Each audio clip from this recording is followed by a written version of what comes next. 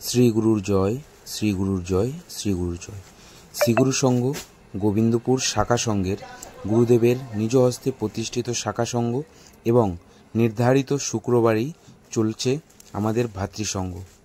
আজকে আমি এই ভিডিওর মাধ্যমে ভাতৃসংঘের কিছু মাসিক পত্রিকা থেকে পাঠ, গুরুদেবের গান এবং আরতি কীর্তন আপনাদের সামনে তুলে ধরলাম।